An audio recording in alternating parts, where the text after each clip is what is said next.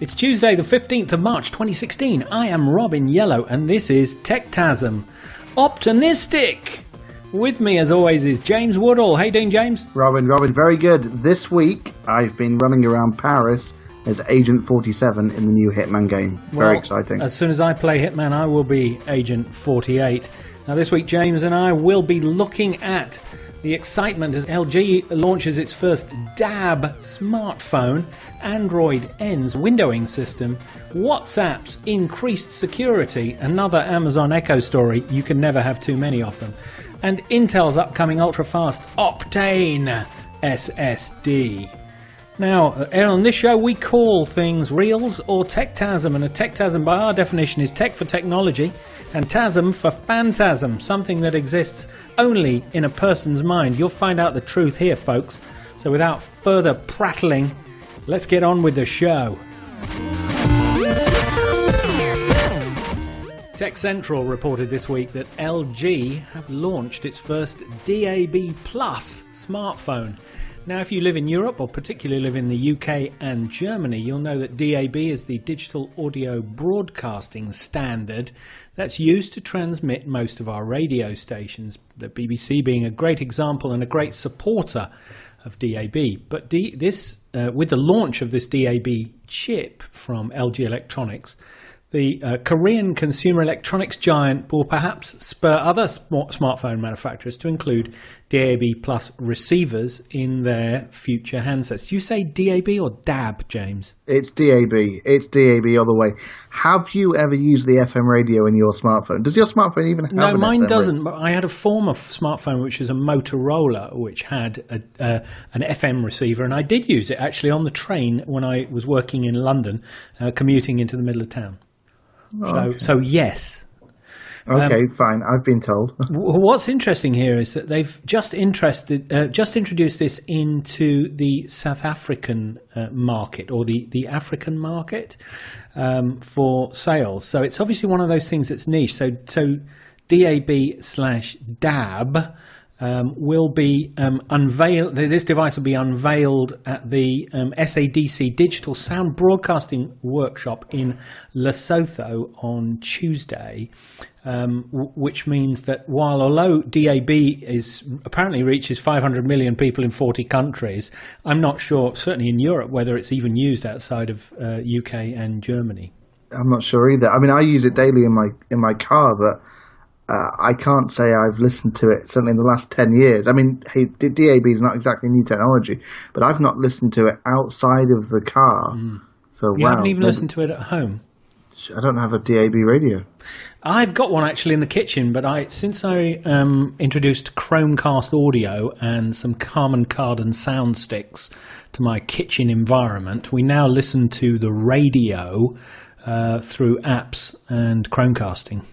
Yeah, which makes a lot more sense. I mean, hey, we've certainly at home we've got Wi-Fi. In the car, hey, I get it because your 3G signal is a bit spotty, but DAB on a phone, hey, it's not for me. If it's not for you, then maybe it's not for everybody. How are you going to call this one, James? Does this DAB in a phone look like some kind of Techtasm to you? It certainly does. I think it's another feature on the box. It's a differentiator for LG. Great. Is it actually a feature anyone's going to use? No, definitely a Techtasm. It's a Techtasm. It's 2 for 0 on our first story. TNW News reported that Android's N operating system, which is of course the next iteration of its very popular Android OS, the code in it hints at a more Windows-like future for Google OS. Now, one of the biggest features that came out in the Android N preview, I know, James, you'll have been following this, was the split screen feature. Yes. Now, split screen itself is fantastic. It mimics a little bit the split screen functionality both in iOS and in Windows as well, which was introduced, I think, in Windows 8, or was it 8.1? Windows 7. Was it? Oh, okay. I didn't know that. I didn't know it had split screen. Anyway, well, Windows it's got 7's... Snap, I think, in 7, not split screen. Yes. And 8 brought in... Yeah, okay, fine. Okay, well, this documentation, apparently, it seems that Google is now considering the idea of going a little bit further in a mode which they call freeform, which will allow you to resize and move around apps in a windowed form to your liking. Does this sound like Windows? Well, maybe it does. Well, perhaps this is very much like Remix OS, which we haven't done a segment on, I think, before, James. But Remix OS is a bunch of ex-Google guys who've kind of left Google and actually created a windowing environment for Lollipop, specifically to make it like a Windows desktop. It looks like Google may be following suit. Windows 2, bit of a history lesson. Windows 2, one of the features of Windows 2 was overlapping windows. So, what's that? Mid-80s, perhaps? I mean, hey. Let me take you back deep into the past of windowing operating systems, James. Back to the Xerox Star in 1979, which had snap windows, and then the Xerox 6085, which had overlapping windows.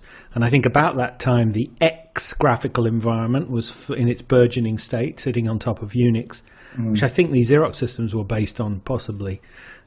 Also had overlapping windows as well. So I think Windows conceptually even was something which was talked about in the mother of all demos, which was at IBM in 1969, or was it at Stanford? I can't remember. You know, the mother of all demos.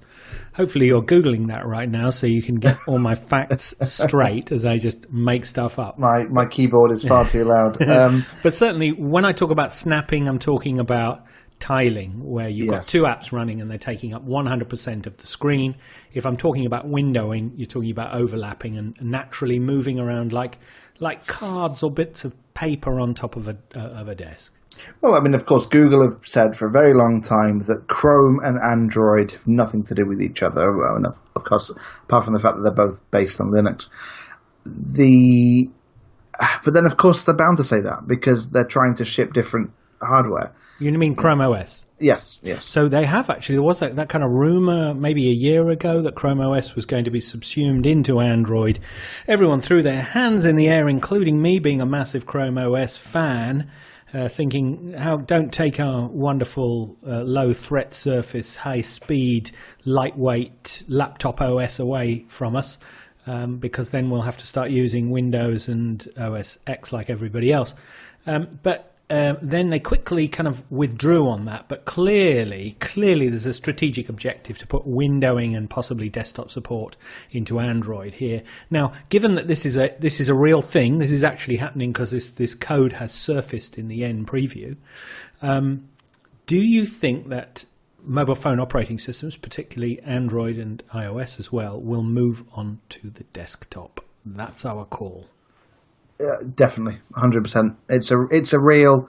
I think they'll do it slowly because I don't think people will necessarily take to it straight away. But it makes sense because Android has a huge app ecosystem. If they can bring that to the desktop, it makes perfect sense. Will anybody notice it happens? Probably not.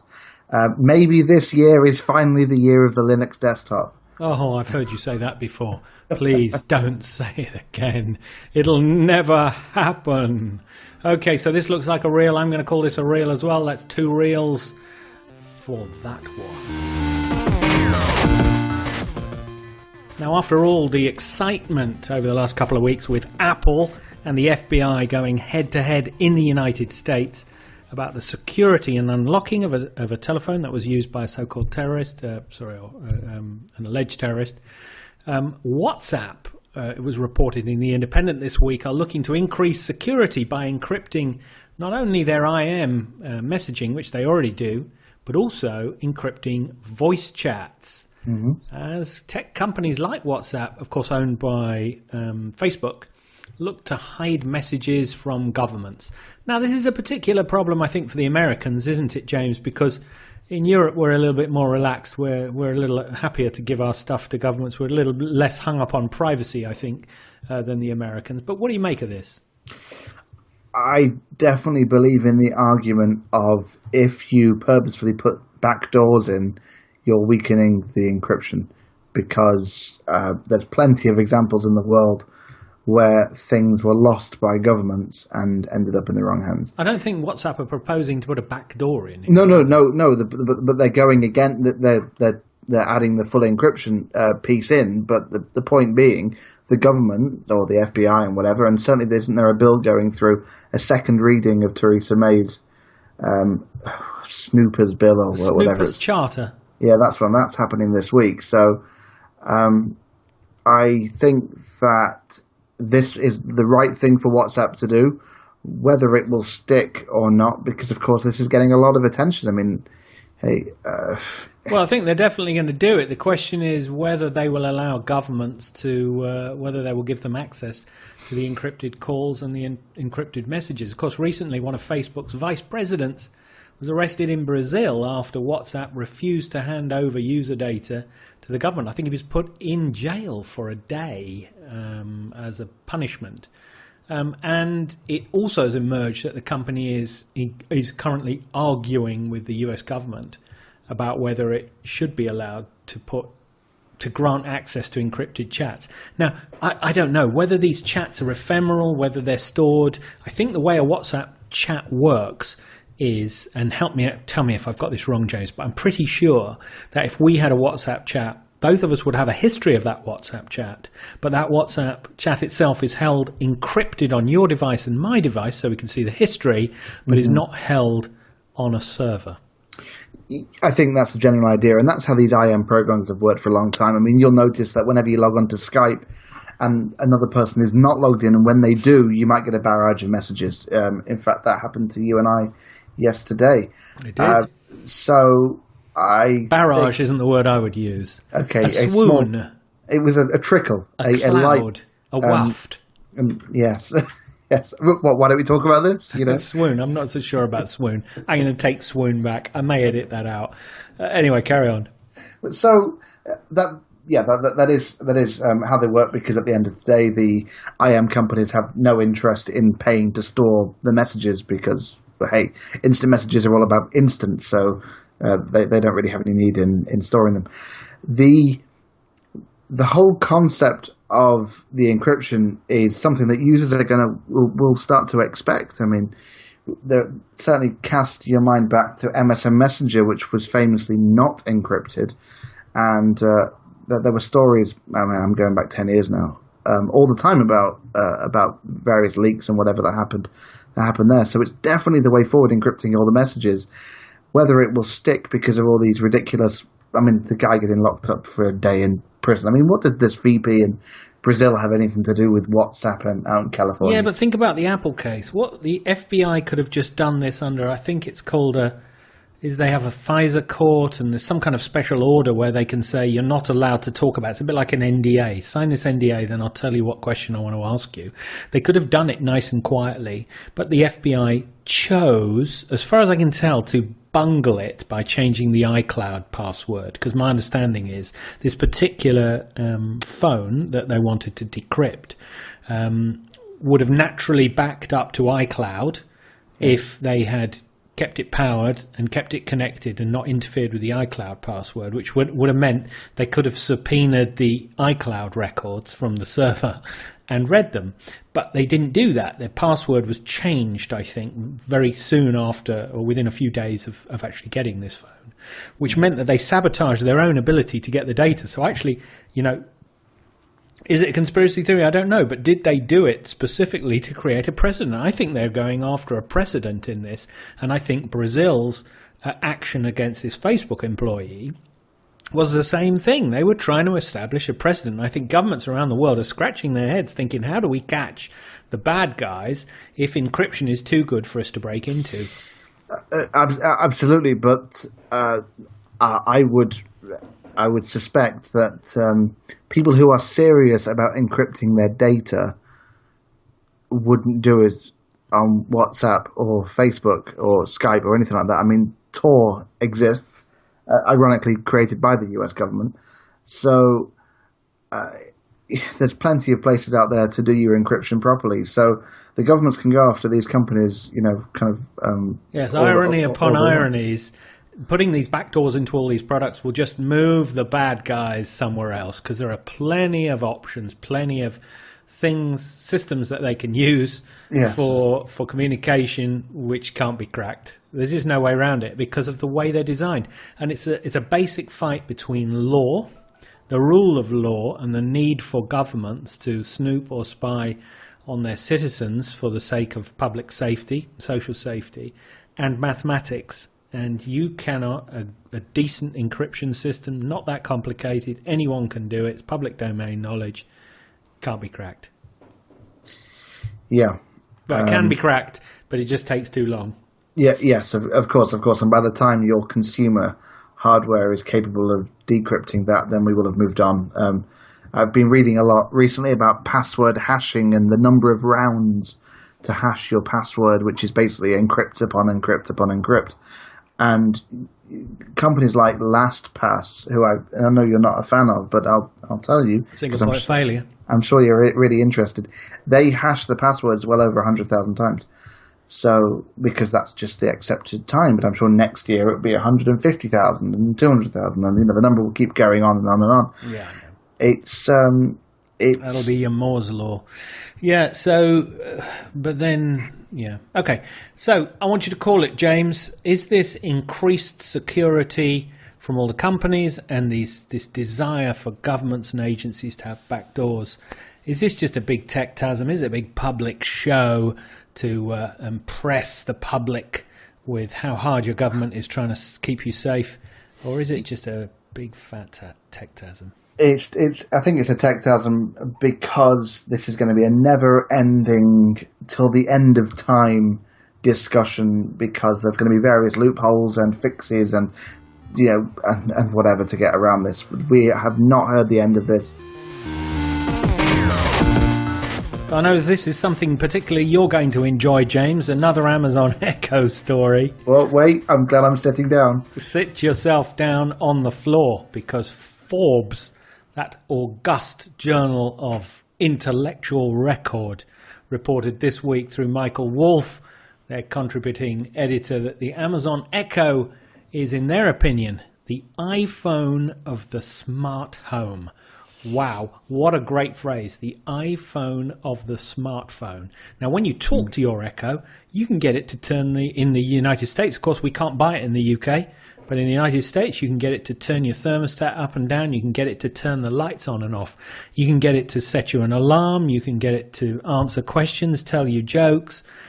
All sorts of fun can be had, including play jazz, play cooking music. People are loving these things. Every single tech journalist loves them. I've said it before. I probably said it last week and the week before. People love this device, but I love Forbes' description, the iPhone of the smart home. Now, with that, there comes two things. One, that the smartphone is arriving, so I want you to call Techtasm on the smart home. And two, that it is the iPhone, i.e. the Jesus phone, the big one, the one and only, the thing that will become the copy shop name for the smart home in the future. That the Amazon Echo is the iPhone. I want you to call two Techtasms here, James. What have you got? Well, two very cynical comments first. Number one, you are, of course, somebody who loves iPhones, so it's nice to hear you talking so great about the iPhone. And number two, I wonder what next week's discussion about the Amazon Echo is going to be. Could be anything. Well, it'll be about the Amazon Echo, I'm sure. Okay. It might be about the Echo Dot. It could, because we have only done that once. So, I know, exactly. So it is right. it the iPhone of the smartphone? The smartphone. The iPhone of the smart home. Or the iPhone of the smartphone. Right, so let's break these down. Is the concept of a smart home a real or a techtasm, which I believe in the noise of all of the I love the Amazon Echo, isn't it great? The smart home is definitely a real thing, 100%. People have been trying to get around it for a long time. How smart is your home, James? I have a couple of Nest thermostats, and my wife purchased a doorbell, which has a camera that talks to your phone, which is all very interesting. Although the funny thing is about this particular doorbell is it doesn't come with a chime, so we only know if the doorbell goes if our phones are on, which of course to get the chime is another £30. I've got a couple of Wemo devices. Okay. For home automation, which I actually use IFT or If it's now called. In fact, it's called Yes. If, and then there's one called Do, which does buttons. So I've got Yes. a little bit of it, not a lot though. I'd like to get some of those Philips Hue Yeah. light bulbs. I have a friend who has a couple.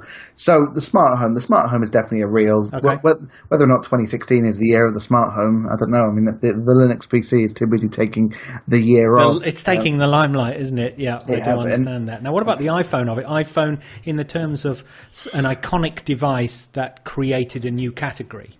It's fairly strange for a new device in a new category to be the iPhone of the device category. I mean, if we think about it, tablets were around way before the iPad.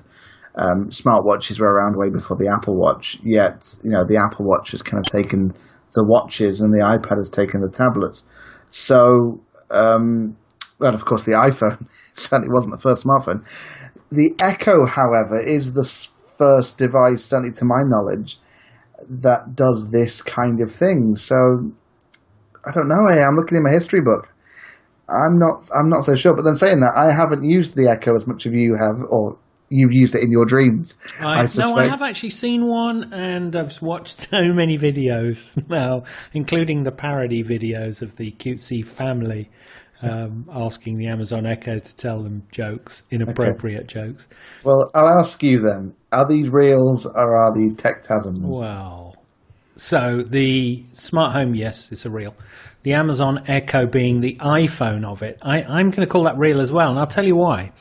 Because I think that everyone else has been caught napping. So if you look at the obvious companies who've perhaps got products that could compete in this space, they're going to be, that's Google and Apple, right? With Google Now and Siri, and Microsoft with Cortana. Yep. Those three big companies, which you would expect to dive into a new market in a fairly short space of time, certainly within the year and a bit that the Echo has been a thing, have kind of been scratching their heads. They're indifferently motivated in this market. Google doesn't want to get into this market because actually its thing is advertising. And if you pay for a box that sits in your kitchen, it cannot be barking adverts at you. Yes. It just can't. Microsoft, similarly, they've got their own worries with the HoloLens and their other hardware efforts, particularly around the Surface hardware range. They've got enough, they're making enough devices and making enough mistakes with it. See Surface Book, previous episode of Techtasm. To have to worry about a new consumer device would be just a step too far. And Apple, they were just caught napping. Their cycle time is just too long on this. Johnny Ives will take 18 months to craft it into the most beautiful Amazon Echo clone we've ever made. So I actually and make billions in the process. I may add, they may be slow, but come on, as one of the world's most valuable companies, I don't think they're short of a few ideas and no, don't get me wrong. I think that if they created a device, it would be excellent. But you've got to remember that this Apple love you have is a little bit clouded. Apple TV never change TVs. It still is continuing not to change TVs, and they've tried hard twice to do this and haven't really succeeded. The number one TV streamer is the Chromecast. Is that because it's cheap? Well, maybe. It doesn't matter. It's still the number one streamer in the world, and it isn't the Apple TV. So I think, you know, in the case of a beautiful device that sits in your house and answers questions, no doubt Apple are going to sell a boatload of whatever they produce to the Appleistas. My question is it the iPhone of the smart home? Are people who have total Apple ecosystems like you, James, going to buy an Amazon Echo when one comes to the UK? I will go round to your house and try yours first, or however many you decide to buy. Okay. And that sounds like a Techtasm. You're calling that one a Techtasm then? I think I am, because it's too early in this market segment to say whether one will or will not become the Jesus phone. Okay, there you go. So out of the four that we called on there, because we had a double Techtasm, that was 1 for 4 Techtasms. So the reels have it. So, in Mac Rumours this week, Julie Clover started talking about Intel Optane. Intel Optane, I can hear, Robin, you are screaming sounds like out. Octane. It sounds definitely like Octane. And I'm sure you're begging begging to know what Optane is, well, I'll tell you. Essentially, I was watching one of those glitzy Intel marketing videos where they try very hard to make everything cool. And effectively, they were discussing how, and I'm sure this is a great bugbear of yours, the CPU in your PC, the central processing unit, and your RAM, as you know, sit very close together. Your storage sits, in technology terms, a mile away. On a bumpy road. Yes, exactly. And there's always been some kind of trade-offs and various different caching mechanisms and, between all the different architectures to try and reduce the lag between what's essentially, and certainly think back 5 years ago, these were spinning disks, versus super fast blazing memory next to your even faster processor with its fabulous level 3 cache. So anyway, Intel Optane is effectively Intel's way of speeding up the hard drive, so the processing time of the data is, as they say, 1,000 times faster than SSD drives today. What do you think about that? I love 1,000 times faster than anything sounds good to me. How will I notice this if I'm using a laptop with this Optane technology in it? I don't think you necessarily will notice it as such. I mean, if you think about it, we're now coming to the smallest possible processor sizes. So we're all familiar with Moore's law, which is going back to the 60s, which is every 18 months the number of transistors in a CPU will double, and certainly the size. So what Moore's law is, which was revised in 1975, actually, was that the number of transistors in a CPU would double every 2 years. It was actually another engineer who said it was the processing power would double every 18 months as a result of it. But yes, it's close enough. Sorry for the correction there, James. I was just listening to another podcast today that had that fact on it, and I couldn't help myself. Well, thank you. I feel told. And essentially, the thing is, we're going to be hitting the limits fairly soon in the processing times, and we've noticed that we're getting more cores and hyper-threading and different memory speeds and whatever, because of course we're going to be getting to that point in processors where you just can't make them any smaller. So the Optane, I'm guessing... Are you saying, James, that you cannot break the laws of physics, Captain? Well, that's generally the accepted theory. Well, it's another Star Trek thing that's becoming a fact as far as I'm concerned. Carry on. So to answer your question, will you notice it? No, you won't, because I believe this will be used with processors of 3 years' time to keep that speed getting quicker by utilizing different things. I mean, if you think back 2 years now, we're looking at how graphics cards are being used to kind of bolster processing times for various things because, floating point operations are just better on a GPU than a CPU. So I'm thinking all of these different components together will I guess be joined to make a faster computer, whereas so many years ago it was just the CPU that determined whether your computer was fast or slow. Well, it's a good job where this last story in today's running order is such a light and airy topic. Of course. Look, anything that delivers speed's got to be good. It's going to be the same question as always, though. How much does it cost, and when am I going to get it?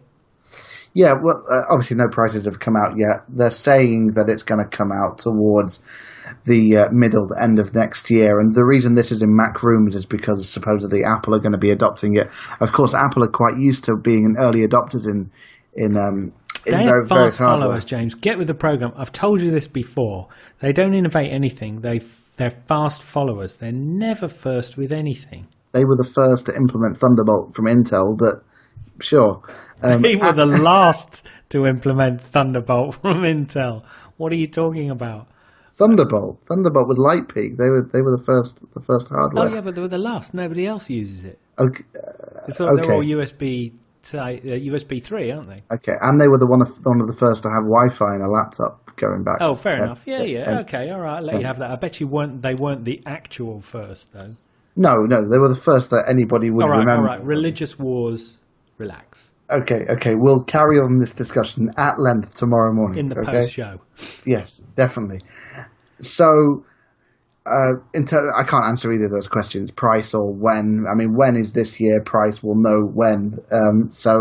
But I guess the question is, and this is a really super geeky one, is it a real or a Techtasm that SSDs will help with the computer speed in the next year or so, or is it just a nice to have? Well, I think it's a real. I don't think it's a Techtasm. I have no reason to doubt that Intel have announced some design or breakthrough well, they haven't announced it because it's a rumor, but I have no doubt that this is based on good fact. Mac Rumors is a reputable site, so I'm gonna call this one a real, if that's okay, James. Absolutely.